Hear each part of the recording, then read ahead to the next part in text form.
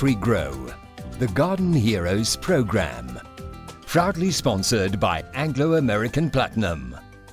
Inarguably one of the most far-reaching initiatives of post-apartheid South Africa, Nelson Mandela introduced the National Schools Nutrition Program, or NSNP. The program targets schools with learners from disadvantaged communities and consists of 3 pillars: feeding children, educating learners about nutrition, and establishing food gardens. The main objective of the program is to enhance learning capacity due to increased nutritional level of learners and promote sustainable food gardens in schools. With this in mind, Anglo-American Platinum has partnered with AfriGrow to implement the Garden Heroes project. Believing in sowing sustainable solutions, the Garden Heroes project is designed specifically for schools and focuses to achieve the objectives of the NSNP.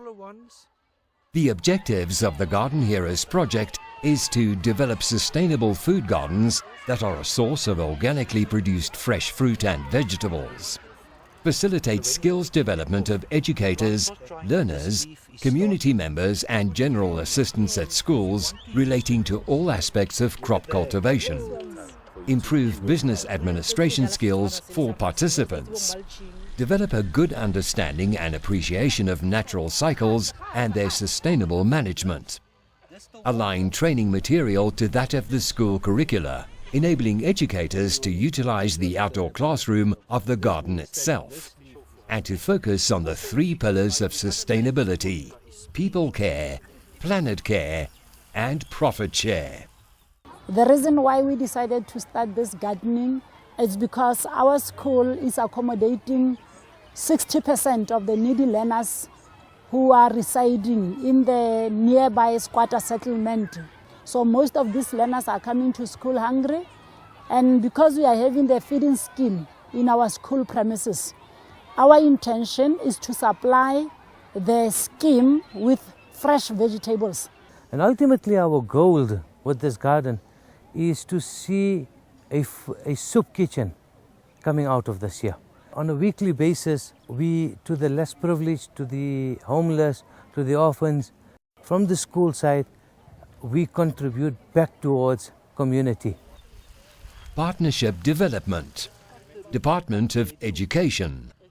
As a key stakeholder, the Department of Education is communicated with on an ongoing basis. Project management works together with the department to coordinate workshops and school visits. Engagement also takes place in order to align the crop production plan to the needs of the NSNP's kitchens. Department of Agriculture. Meetings are held with the Department of Agriculture in order to align activities. Community Works Program, or CWP. In many of the school's gardens, there is active involvement by members of the CWP. There is mutual benefit in this relationship where schools receive labor in the garden and the members of the CWP receive training and plant resources for their home gardens. There are parents from our community who are volunteering their services at the school. We also have very positive learners who are always here to assist us. I'm doing garden because I have passion for the garden, to help all our needy learners at our school and the parents who are not working, who are also need. Even in weekend, we are here at school. During the holidays, we are also here at school. Every day, we knock off at 6 o'clock p.m. or sometimes 7 o'clock. The schools. Assessments were carried out at 128 schools in the Greater Rustenburg area and engaged with. Schools are divided into 6 circuits according to their location. Within each circuit, a champion school was selected that was geographically central to the circuit and that displayed leadership in terms of production potential and learner and community involvement. Each school received a unique project ID and file. Schools were further grouped into subgroups for the purpose of coordinating visits. The exciting thing about the entire thing was to get the kids involved into the entire project. And as you can see behind me, this garden has become part of them and they become part of the garden. The visitors to Mount Sarah will see is that we don't actually have a lot of arable land here. So we have decided that to do sustainable gardening, we're going to make a plan. And the plan has been to get these bathtubs, to dig holes in the, dig up the bricks, and to start somewhere, teaching these children sustainable gardening, how to feed themselves, how to grow seeds. They've enjoyed it thoroughly and they've seen that when you put a seed in the ground, it grows. When you water a plant, it grows. Am I right? Yes. Do you love your plants? Yes. Okay, and your vegetables. And we're going to eat our tomatoes and our onions very soon, sir, despite our challenges that we've had. Skills development. Workshops. If they didn't provide those workshops, we wouldn't know how to manage these gardens. The training curriculum was designed according to the assessed needs of participants, and 6 modules were developed, namely Introduction and Planning, Soil Management, Water Management, Production, Sustainability, and Medical Herbs.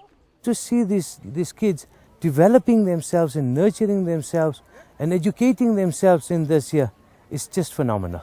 This is done on a purely voluntarily basis from their sides. And on a very, very regular basis, we'll have the kids coming to us and asking us questions regarding soil, regarding fermentation, regarding pesticides, regarding growth, all of these type of things. It's something that we've never experienced before.